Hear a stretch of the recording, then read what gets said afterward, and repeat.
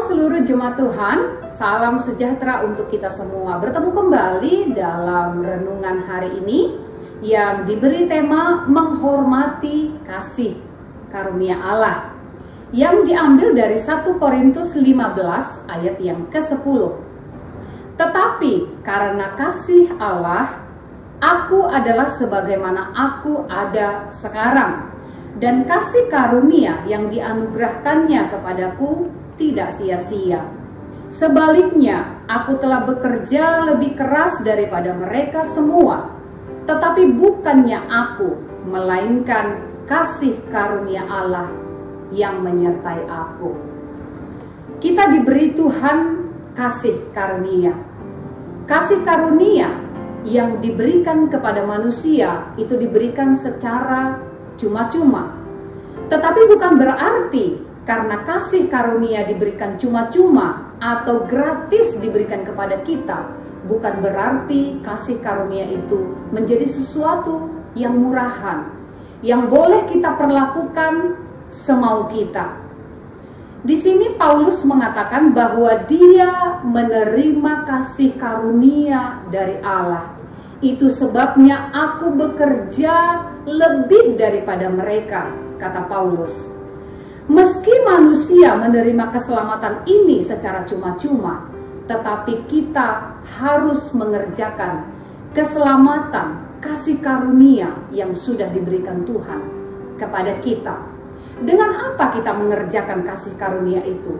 Tentunya bukan untuk kemegahan kita, tentunya bukan untuk kemauan kita, tetapi semata-mata untuk kemuliaan Tuhan.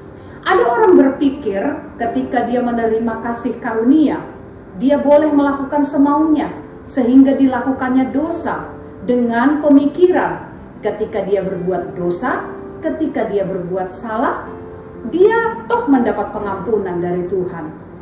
Ketika saya berbuat dosa, saya tinggal minta ampun saja kepada Tuhan. Pasti Tuhan ampuni. Pemikiran ini tentunya salah, Bapak Ibu. Justru ketika kita diberikan kasih karunia, kita harus menjaganya dengan sungguh-sungguh. Kita harus mengerjakannya sepenuh hati kita. Sebagaimana Paulus berkata, oleh kasih karunia yang diberikannya kepadaku, aku bekerja lebih giat daripada mereka. Yesus sudah mengorbankan dirinya, supaya oleh pengorbanannya kita beroleh kasih karunia, yaitu kehidupan yang dimerdekakan oleh Tuhan. Itu sebabnya hari-hari ini kasih karunia yang ada, yang sudah kita terima, mari kita kembalikan untuk kemuliaan nama Tuhan. Bukan untuk menjadi hamba dosa, tetapi untuk menjadi hamba Allah. Selamat menikmati kasih karunia dan selamat mengerjakan kasih karunia untuk kemuliaan Allah Bapa. Ada quotes berkata begini, tetap hidup dalam dosa setelah diampuni berarti tidak menghargai pengampunan yang Tuhan berikan. Mari kita hargakan pengampunan yang Tuhan beri dengan melakukan apa yang benar di mata Tuhan. Selamat beraktivitas. Tuhan Yesus memberkati.